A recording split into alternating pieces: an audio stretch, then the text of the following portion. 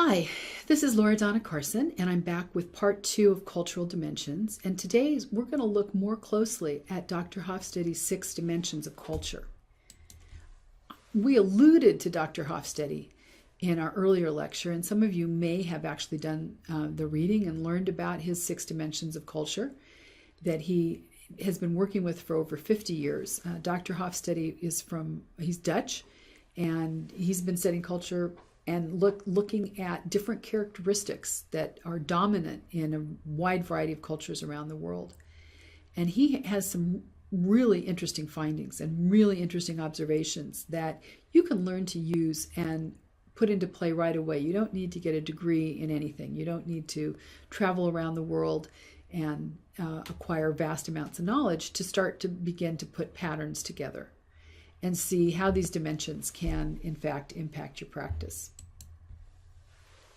So his seminal work on cross-cultural communications was published in 1986. And in that, he proposed the idea that cultural behaviors reflect 4 basic dimensions.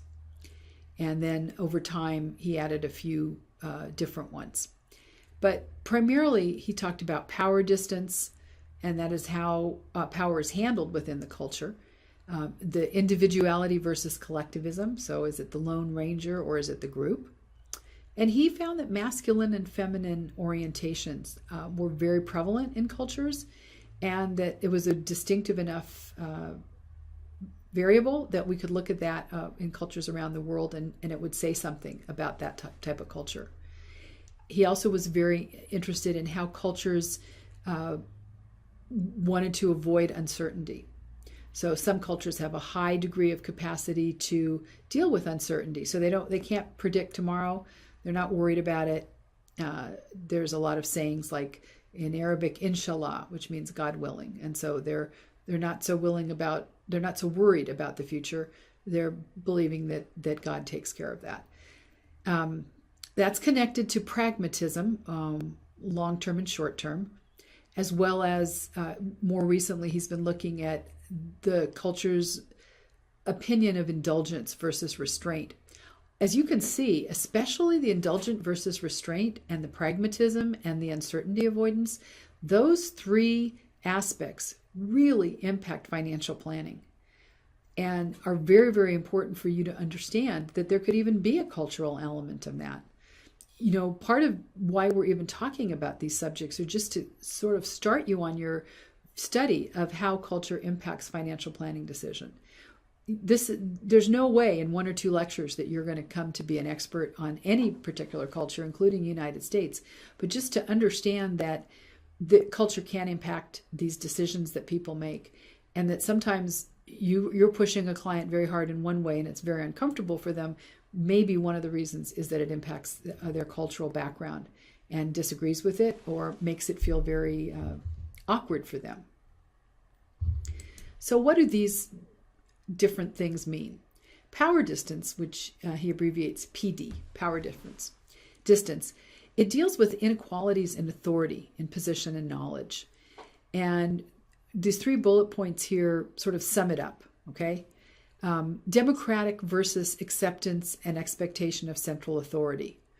So how well does any given country or culture accept the idea of consensus and democracy and the values of democracy? The power distance will impact the way that the client looks at the planner. So if they're comfortable with there being an authority figure and you being that authority figure, that could work out very well. If they're not comfortable with it, then you're going to have a little bit of issue that you're going to have to work around, okay? None of these things are set in stone. Remember that each person also exhibits personal variation, as we have already accounted for in the personality indexes that we've looked at. So this is just sort of an overall pattern for a given culture.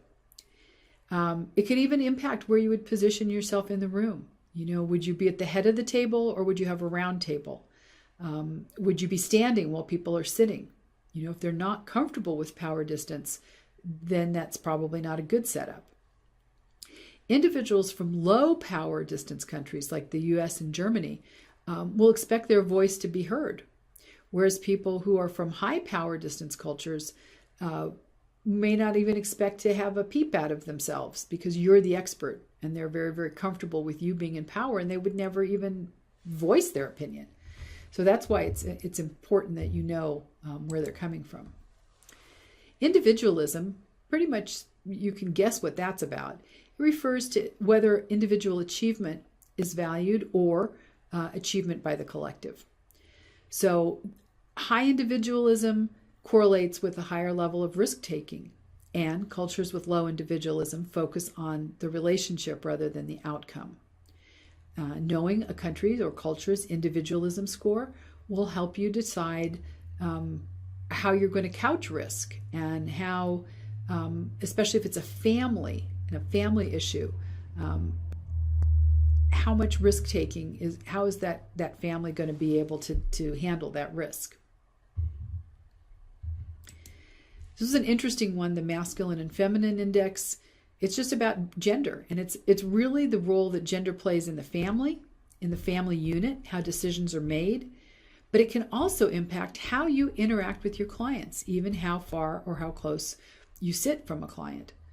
So you would become, in some senses, the head of the family in a certain sense, and in a culture that didn't have a high masculine index, that was rated more feminine, there's more equality. So it's really about inequality and equality.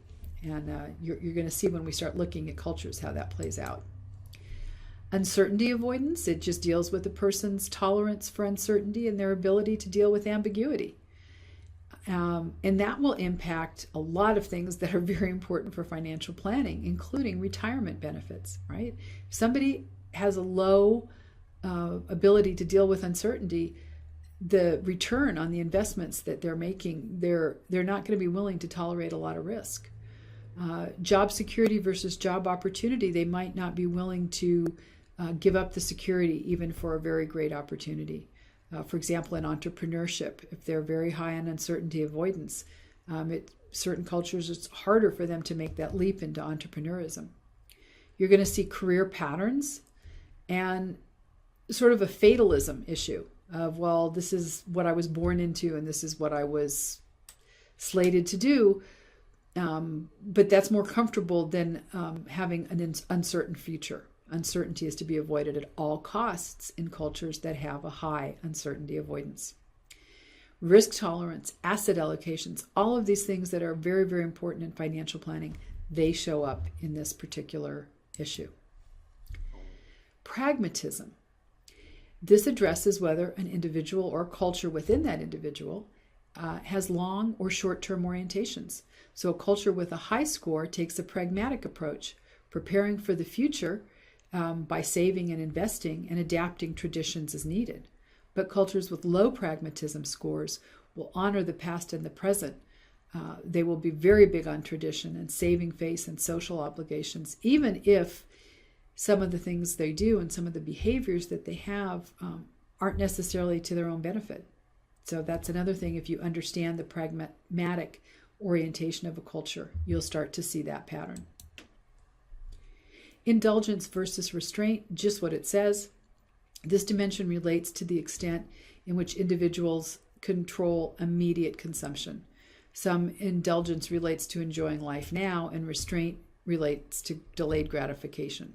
So that's pretty easy to understand. So we're going to look at some countries and look at how this high and low impact issue plays out. This is Hofstede's website. It's called the Hofstede Center for Strategy, Culture, and Change. And I really encourage you to play around with it. It's free on the web. You can go on it. You can look up any culture, and you can also compare one culture to another. There's also a way to take your own temperature in terms of your own cultural orientation. I think for students, they have a tool that lets you get a feedback score for something like $8.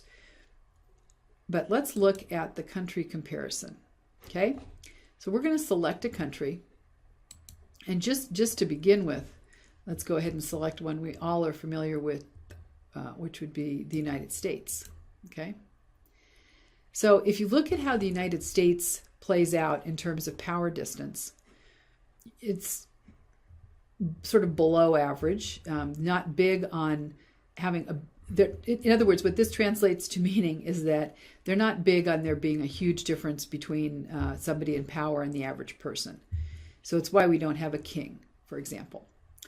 Individualism in this country, I'm sure you're not surprised. The individualism score is very high. We don't tend to work as a collective. We're very individualistic. The masculine index is a little higher than you might expect it to be, but it means that there still is a power benefit to being male, and within the family that males hold certain roles. About average in uncertainty avoidance, so it really doesn't tell us much about the country, just that it is probably 50-50. So it says 46, right? Okay. Some people are going to be very against having an uncertain future, but it's not like the whole culture is going in one direction on that. Fairly low on long-term orientation, which means that there's an orientation towards today. Now, was that the same 100 years ago? I don't know. Has that changed over time? I don't know, but I'm going to suspect right now, if you're taking the pulse of the country and you're finding a short-term orientation, that's also going to be skewed by the large number of younger people that might be involved in some of the surveys. And again, the age of the person would also impact this. Very high indulgence score, and I don't think that surprises anybody. So this is just the footprint. This is just the pattern of our country, okay? Now it gets really interesting. This is why I love this website and why I'm showing it to you. Let's compare and contrast the United States to some other country. So, we can just have so much fun with this. We can pick a country at random here. Let's just, for fun, let's pick India. And you might have quite a few Indian clients at some point. You can already see India is represented by the blue, that India as a nation, and again, we're not talking about individuals. Individuals, you're going to have to get to know them. But if you were to have 100 Indians to deal with in your country and in your company or in your client base, and you had 100 Americans, this would sort of be the average. It shows you that India is much more comfortable with a higher power, so that they're going to bow a little bit more to authority. But they're a lot less individualistic as a country. Masculinity, not too different from the United States when you're only that, 62 to 56, not a huge difference from us. We're going to look at some other countries where there is a much bigger split here. Uncertainty avoidance, not that big a deal, but look at how much more long-term orientation. It's almost double what the United States is. And look here at how much less indulgence India is in comparison to the United States. Again, under half, 26 to 68. It just starts to give you such interesting information to work with and to think about your client and to think about how recently your client came from India. For example, if your client is the child of people who came from India, this is all going to be very diluted. If they grew up in the United States, it's going to be very, very diluted. There might only be the remnant of this issue. But if you're dealing with the parents of those people who just came from India recently, or people who are very, very recent arrivals, you will find that they will look more like the people who live in India today. Because, of course, all of the people that we're looking at when we're comparing and contrasting are people who live in that country, not people who live in the United States. Okay? So another group of people that you might have opportunity to have as clients could be China, right? So right now I've got 3 countries up on the screen, okay? And that also makes it's super interesting to start to look at. It allows you to compare and contrast. So again, here, power distance. Okay, you can look and you can see that China has slightly more power structure built in, more deference to authority, and more comfort with an authority figure than India, but not much, okay? But look how much lower they are. Look at China compared to India on individualism. Isn't that fascinating? So you always hear about the Chinese collective spirit and the collectivism in the country. And that appears to be true from the survey results. Masculinity, again, it's not that different from the United States. It's actually slightly higher than India, slightly higher than the United States. Again, giving the male a little bit of the edge. Lots of interesting things about that we could discuss at length, but just knowing that, I think, is somewhat helpful. Uncertainty avoidance, they have maybe even less tolerance for it, and they have a much longer term orientation. Compared to the United States, 26 to 87. That is huge. That idea of long-term orientation when you are working with clients and working on financial planning, I think that's really valuable information. And I think even if they're children of Chinese, that they will have been raised with that long-term orientation. And you may encounter some things about the culture that are in the unseen category, even for the individual.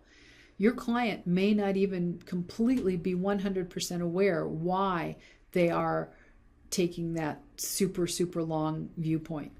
A lot of times people just carry around their cultural ideologies inside themselves, and they don't examine them, and they don't really know where they come from. You, as the financial planner, it's not really your job to point it out to them or to point it out that it's a cultural bias, but it might help you as a workaround just to understand it and know that it could be there. And again, look at how much Indians and Chinese are very close on the lack of indulgence. Okay, the United States is far more indulgent. So those are just the beginnings of how you can use this website. This website is a lot of fun to play with. And I really encourage you, if you have clients in a specific group, to get very familiar with it and look around on the cultural dimensions of national culture. It will give you a lot of information that we talked about these different things, but it goes into even more detail. For example, about the masculinity versus femininity, and it talks about how you could interpret that in your culture. And there are quite a lot of other things on the website that are very interesting and pertain to organizational culture. And we've done what we did was the country comparison, and that's what I would really like you to use this website for. So, in summary, what we've done today is realize that we need to be sensitive to cultural differences, and we need to be alert to our preconceptions, and that cultural differences are all relative, that it's not like we're saying things are absolute. Within each culture, there's a lot of variation, and within each culture, there is individual differences. You have to understand that. We cannot make statements about all Chinese, all Indians. Absolutely is not going to be helpful to you. But understanding as a dimension that it adds a layer to peel off when you're looking at an onion, and an onion has multiple layers of skin to get down to the root. Culture is another layer, and if you understand that it's an overlay and that it's something you might have to get through in order to make your statements in such a way that the client's going to hear them and going to accept them, a lot of that's going to depend on how comfortable they are with power and how much credence they're going to give to your every word and how much they're going to hang on to it. So a lot of these things take just sitting with them and trying to figure out how to work with them with your clients. But I do like this website, and I do recommend it to you. Get familiar with it, use it, and see what you think about it. I'm sure we'll be able to have quite a few interesting discussions on it. So that's our second lecture on culture, and I hope you enjoyed it, and we'll see you again soon.